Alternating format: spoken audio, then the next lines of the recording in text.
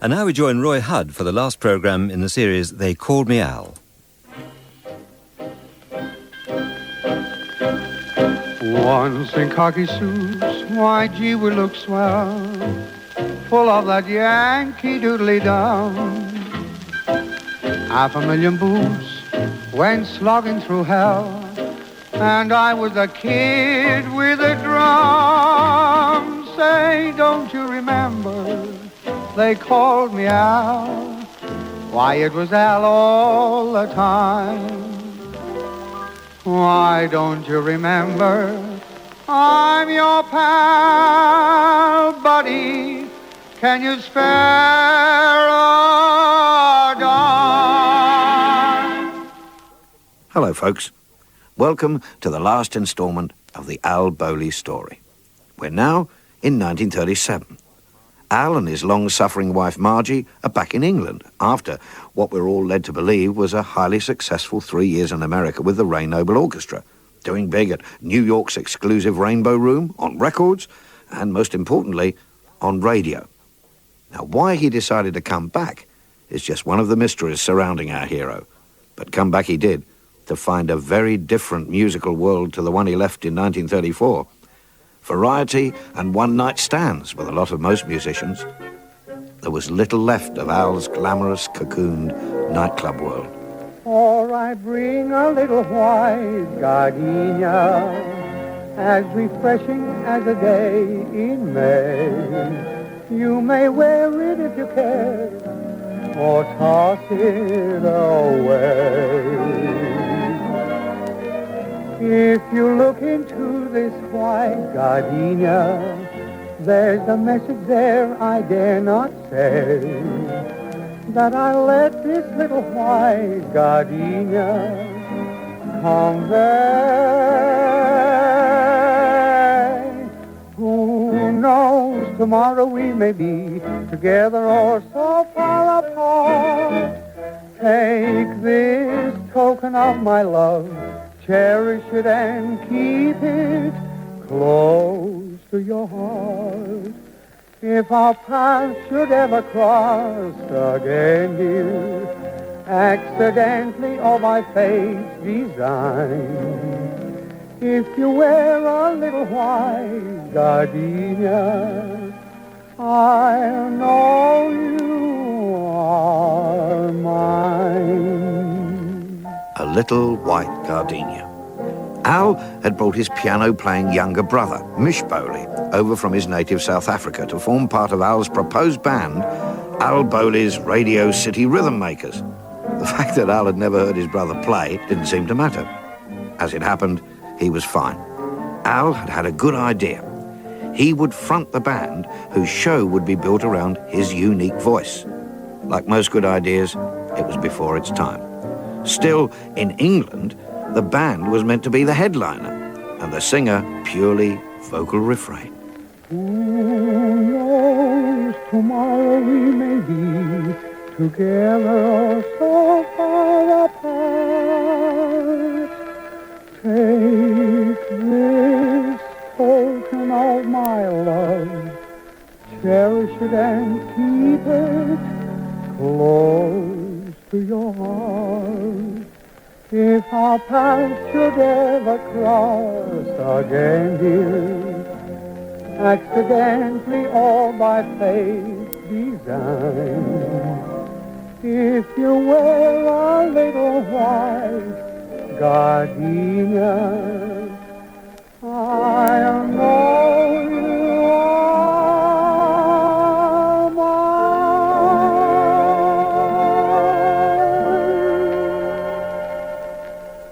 After 7 weeks' rehearsals and 4 weeks' work, Al Bowley's Radio City Rhythm Makers broke up. If they'd started just a couple of years later, the idea would probably have made Al a top star. As it was, he lost everything. All his American savings and his wife.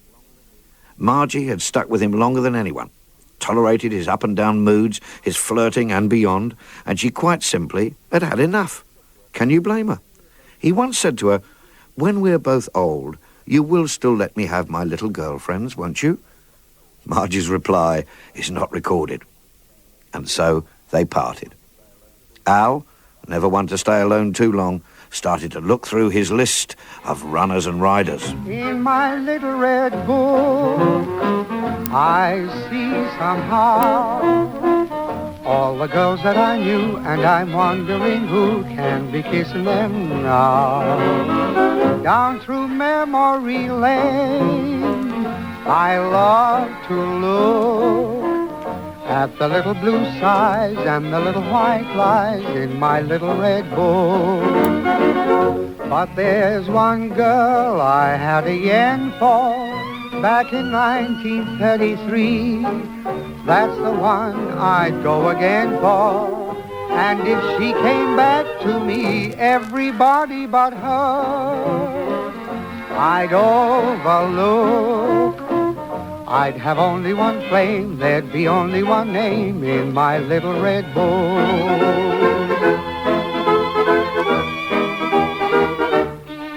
Al met Helen Bevan at a party. She was a showgirl, but a sensible one. She'd learnt hairdressing as a standby, and several friends of mine were hairdressed by her in later years on films. She was a teenager, and Al was 38. But as so many had before, she fell under the Bowley spell, and they set up house together. In the gloaming by the fireside, with you I'll be content. In the gloaming by the fireside, every hour will be well spent. We'll see our hopes and dreams, dear, like pictures in the fire, finding in its gleam, dear, our hearts desire. In an armchair by the fireside, just big enough for two, we'll be happy, oh so happy, while we do as lovers do, with no one there to notice, a little kiss or two, in the gloaming by the fireside with you. Poor Helen. She couldn't have shacked up with the old charmer at a worse time. He was scratching for work and soon had to turn down what little was offered. The nightmare of everyone who talks or sings for a living was upon him. His voice was constantly disappearing.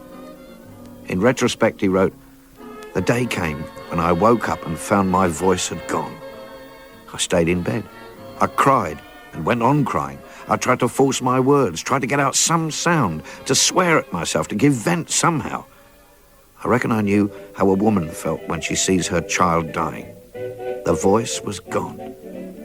Oh, I can't begin to tell you how I felt." Summer breezes, birds and bees, with you on my mind, I find I can't write the words.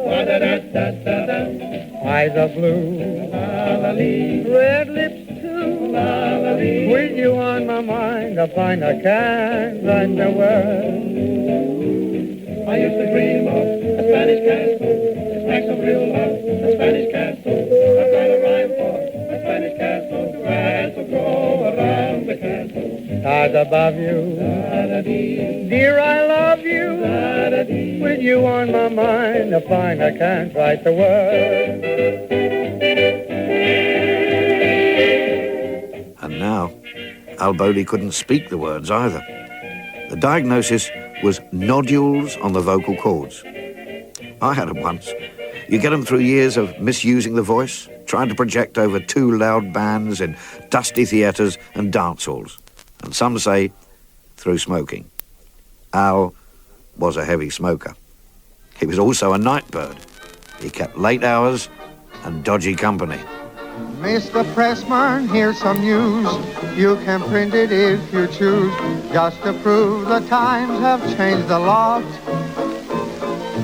Though it may sound strange to you, it is absolutely true. You can believe it or not.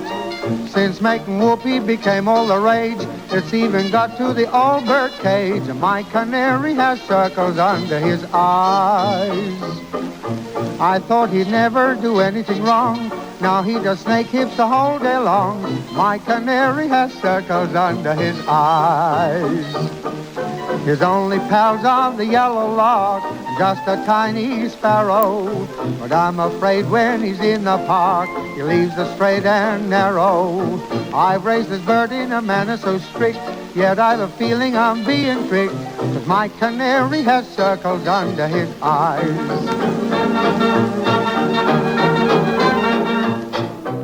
My canary's got circles under his eyes and nodules on the vocal cords.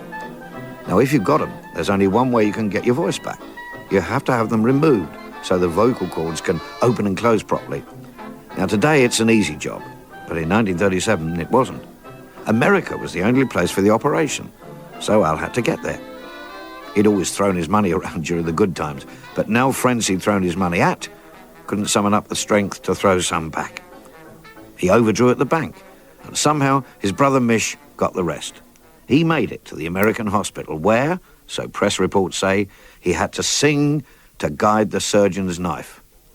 I can't help thinking if I'd have had to sing, the surgeon might have cut my throat. Al wrote to Helen every day, had a further operation, and all was 100% success. Hey! Hey!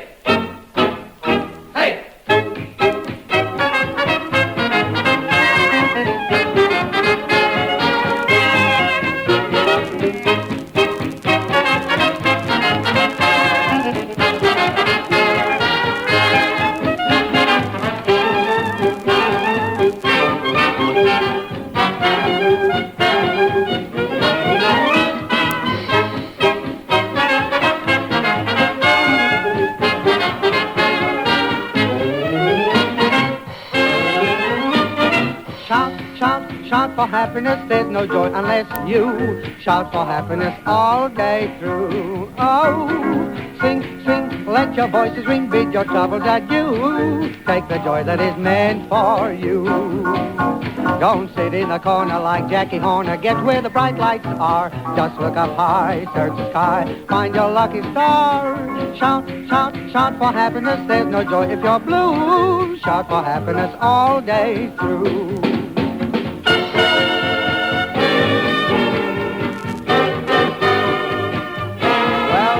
Well, who do I see right in front of me but Max Goldie in the flesh? Hey, gosh, but you're looking well and full of spirits, too. No, I didn't say whiskey. Come on, Max, tell me, what makes you feel for happiness, huh? Been to see the Cup final? Oh, I can see it right in your eye. You're just dying for a drink, huh? Well, come on, let's go.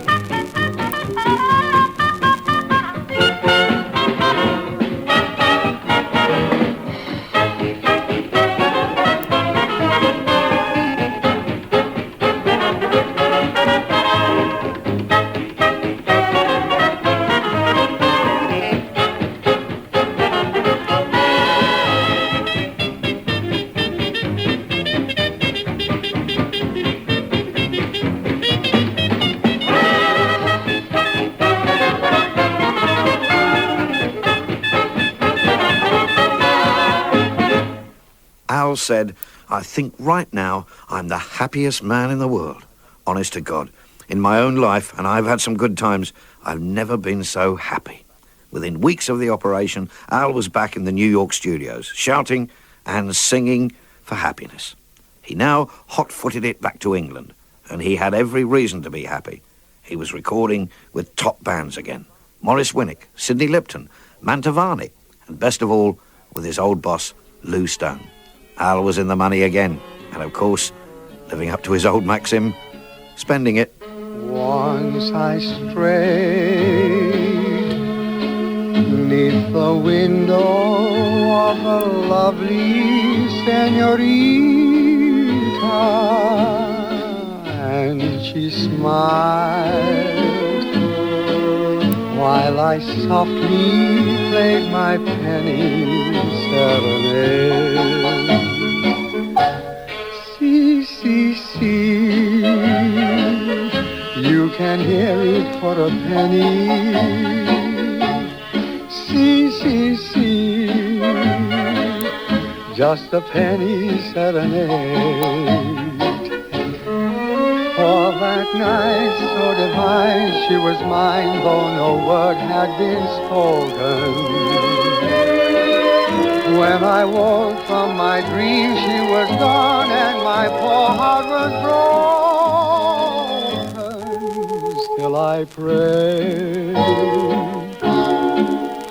that wherever she may be, she will remember in her heart. She will always hear my penny serenade. See, see, see, that's my love song for a penny. See, see, see, just a penny serenade. Just a penny serenade.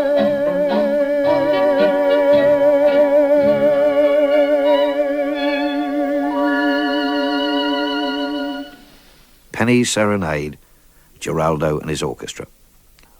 In the summer of 1938, Al, Lou Stone and the band went to Butlin's at Clacton and Skegness. He liked it, almost as much for the chance of playing Joe Davis at snooker as for the crooning and cooperative campers. Still, it must have made even him wince to hear the punters sing to the song he'd made his own. Good night, campers, don't kick o'er the traces. Good night, campers, soak your teeth in chases. Drown your sorrow, bring the bottles back tomorrow. Good night, campers, good night. I know that parody off by heart. They were still singing it when I was a redcoat in 1958. In late 38, Al recorded with the famous Geraldo Orchestra, 29 titles in 6 months. His first wife of just a couple of weeks, Frida Roberts, was sadly in the news in 1938 too, under a headline, Crooner's ex-wife pawned jewels to get drugs.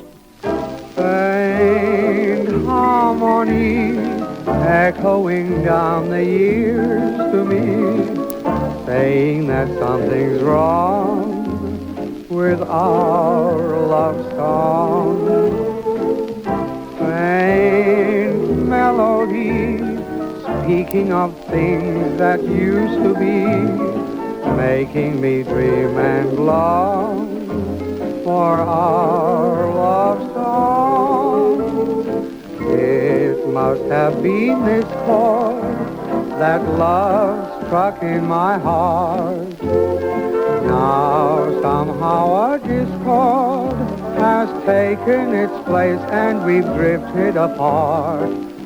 Faint harmony, only a trick of memory, saying that things are wrong with our love song.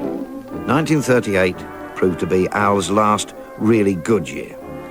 He was on radio with Lou Stone and Henry Hall, and broadcasting from Radio Luxembourg with Arthur Askey and Richard Murdoch and his lifelong chum, Monty Alita.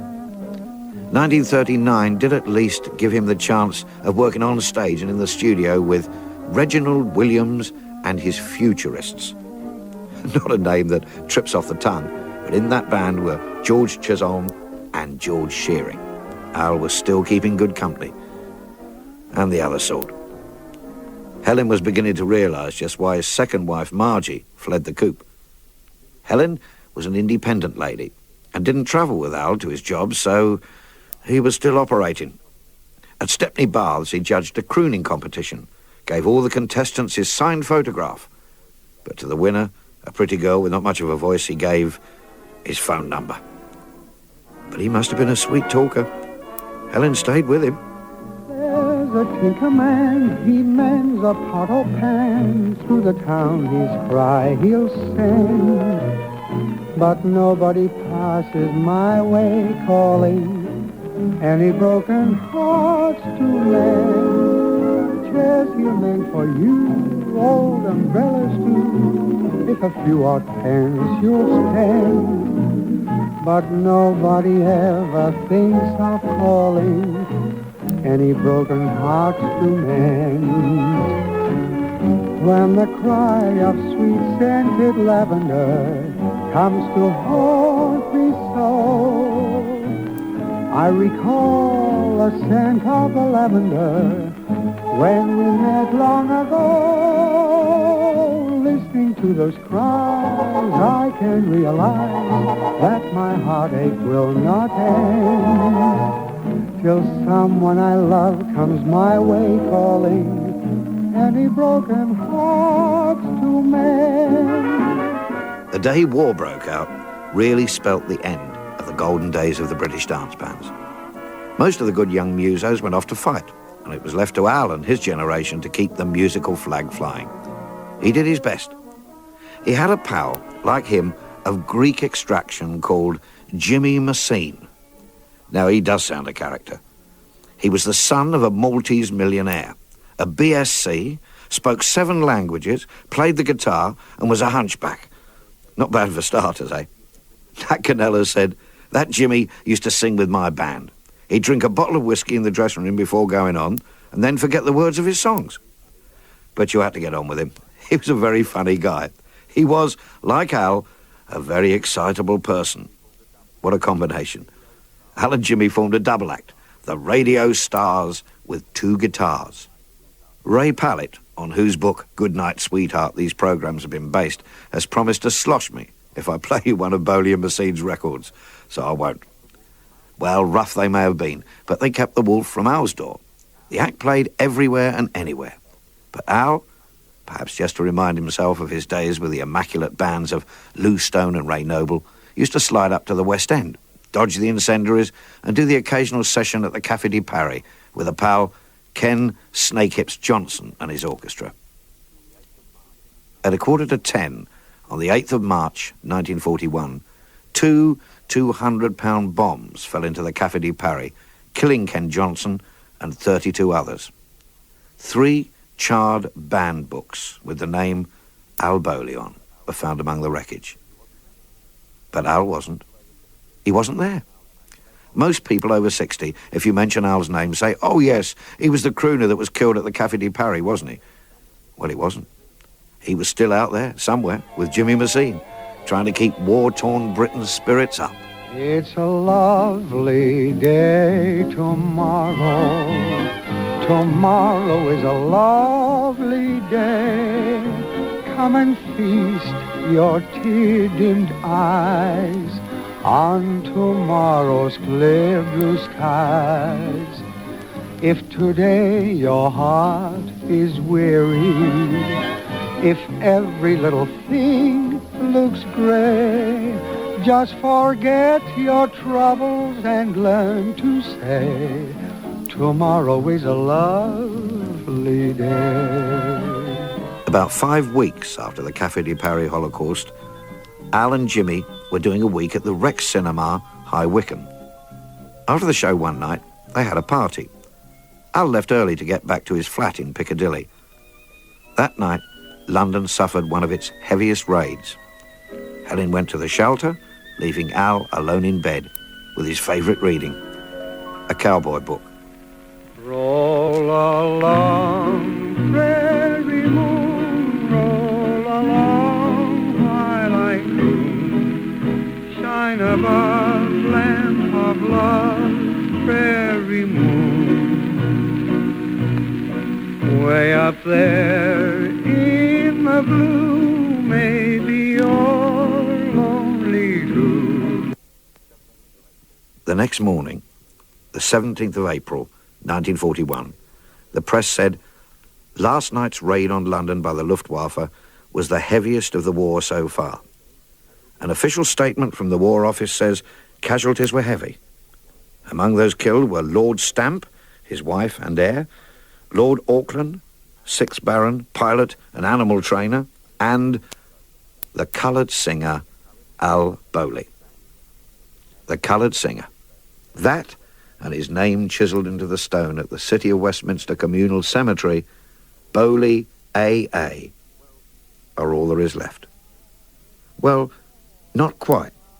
The echo of a song you used to sing when hearts were young and everything was one long summer's day while you were there, that there could come a day you wouldn't care. And when I found you gone and love had fled, gone was the dawn, my heart was dead, for nothing else at all that place could fill the echo of a song that haunts me still. We have 600 examples of the reason Al Bowley was put on this earth, 600 answers to the question, say don't you remember Al? His recordings. Every one brings back a whole era, the era of sweet music, the golden era of the British dance band. Al Bowley, the crooner, was, and still is, the very epitome of those not quite forgotten times. The echo of a song that haunts me still.